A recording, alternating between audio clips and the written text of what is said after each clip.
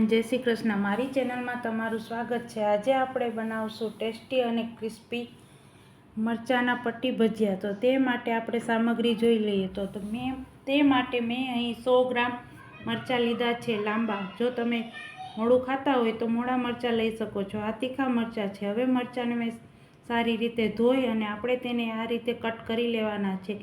પટ્ટી સાઈઝમાં આપણે તેને કટ કરી લેવાના છે, પતલા પતલા એક જ સરખી સાઈઝમાં।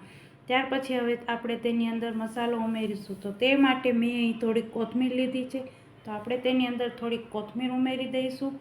ત્યાર પછી આપણે તેમાં એક લીંબુનો રસ ઉમેરી દઈશું। મેં અહીં એક મોટો લીંબુનો રસ લીધો છે, તે ઉમેરી દઈશું જેથી તેની તીખાશ થોડીક ઓછી થઈ જાય। ત્યાર પછી આપણે તેમાં સ્વાદ અનુસાર મીઠું ઉમેરી દઈશું। તો મેં અહીં તેમાં મીઠું ઉમેરી દઈશું। હવે પછી આપણે બધો જ મરચાંને સારી રીતે મસાલો મિક્સ કરી લઈશું। મસાલો મિક્સ થઈ જાય ત્યાં સુધી આપણે તેને સારી રીતે મિક્સ કરશું અને આપણે તેને 10 મિનિટ સુધી રેસ્ટ કરવા માટે આપણે તેને મૂકી દઈશું। ત્યાર પછી હવે આપણે તે માટેનું બેટર બનાવી લઈએ। તો તે માટે મેં અહીં થોડોક ચણાનો લોટ લીધો છે। આપણે ઝાઝું બેટર નથી બનાવવાનું, ખાલી મરચાં કોટ થાય તે પ્રમાણે આપણે તેનું બેટર બનાવવાનું છે। ત્યાર પછી આપણે તેને પાણી નાખીને બેટરને સારી રીતે મિક્સ કરી લઈશું અને તેમાં સ્વાદ અનુસાર આપણે મીઠું ઉમેરી દઈશું। ત્યાર પછી એને સારી રીતે મિક્સ કરી અને જે બધા મરચાં હતા તે બધા મરચાંને આપણે તેની અંદર એડ કરી દઈશું અને સારી રીતે આપણે તેને મિક્સ કરી દઈશું। મરચાંની અંદર સારી રીતે બેટર કોટ થાય ત્યાં સુધી આપણે તેને મિક્સ કરી લઈશું। ત્યાર પછી મેં તેલ ગરમ કરવા મૂકી દીધું છે।